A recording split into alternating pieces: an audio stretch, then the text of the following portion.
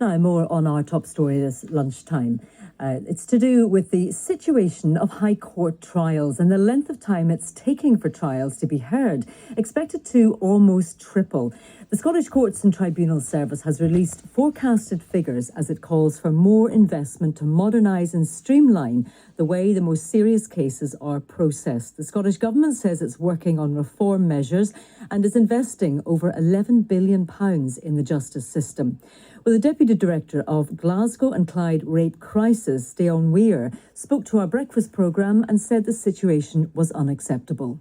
Let's be really honest here, some survivors with the length of time in the process will not live to see justice. We've seen that in the Emma Caldwell case, and we'll see that continue. And it doesn't just affect survivors, the trauma impacts the lives of their families, and it affects communities as a whole, and it is a shame on Scotland that we're in this stage. Well, in response, Scotland's Justice Secretary Neil Gray says he won't apologise for the incredible success of the Crown and the police.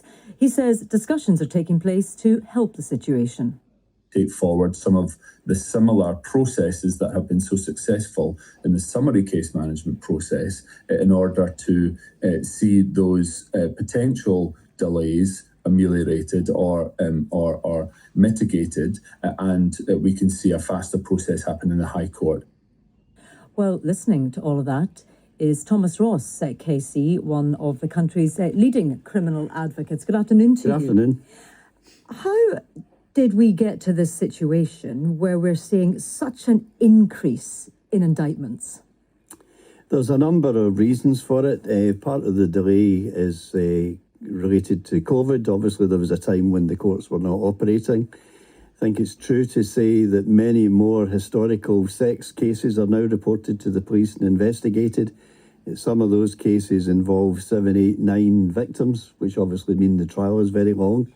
I think it's also right to say the police are getting better at investigating serious organised crime, and historically it tended to be the sort of street dealers who you would see in the High Court. Now they're getting some of the fairly heavy-duty dealers, and those cases sometimes involve 8, 9, 10 accused, and have been involved in cases which have lasted for 3 or 4 months. So that there's a number of complex factors, but there's also been a sort of creep in the sense that taking all of that out, it is taking longer every year to get from the end of the investigation to the start of the trial. And why do you think that is? What happens, during that stage of the process?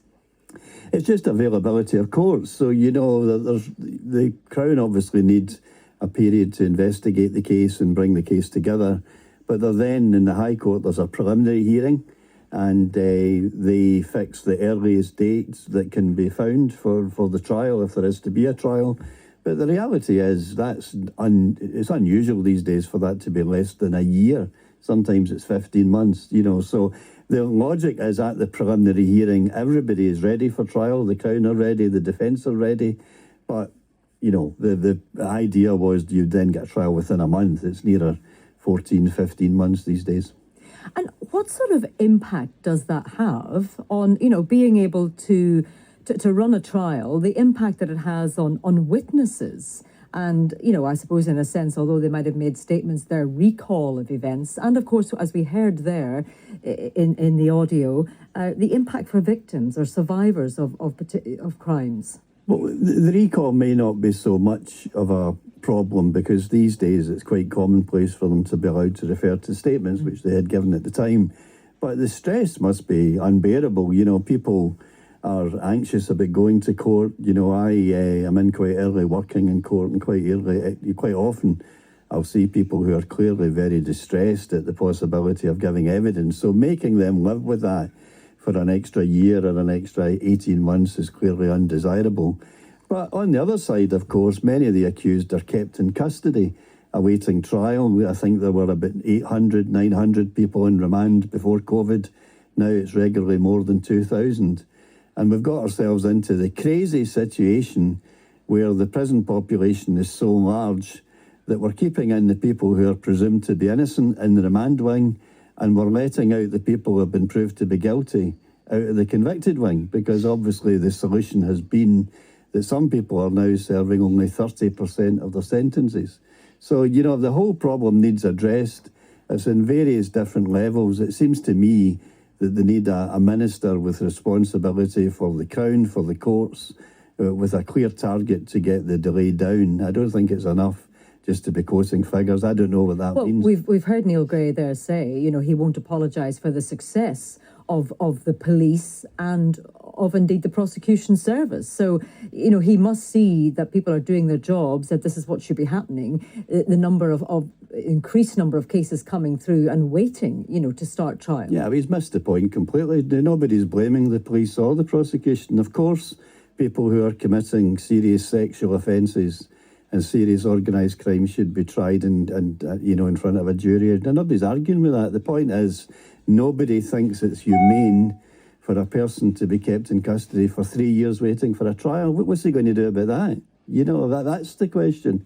And it can only really be tackled with increased resources, extra courtrooms, that kind of thing. Well, that is happening, it seems, because the High Court, I think, 10 venues across the country. It will expand 4 more sheriff courts next year.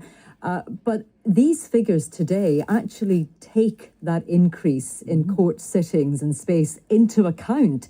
So, that's still not meeting the demand or anything close to it.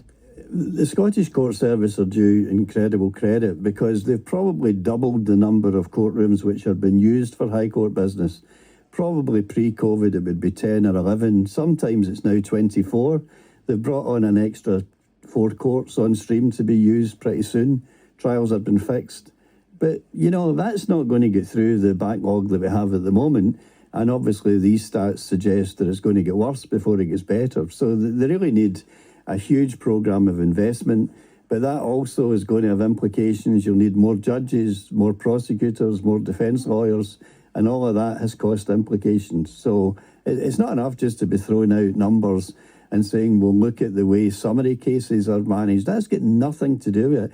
Summary cases involve people getting fined 150 quid, you know, and maybe been put in community service.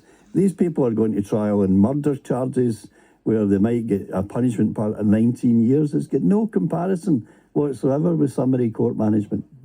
And also, you talked there about the number of historical cases, which are have many, I suppose, accused quite often or many victims involved. They're lengthy cases in terms of court time. Same with organised crime.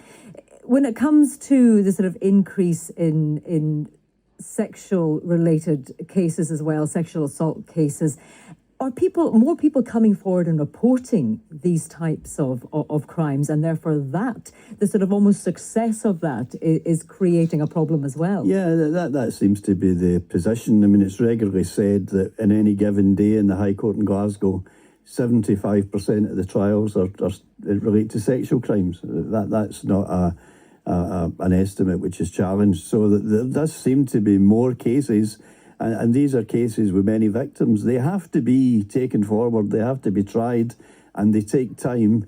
And so the only way to tackle the matter is by way of investment in terms of more courtrooms and more judges and the like.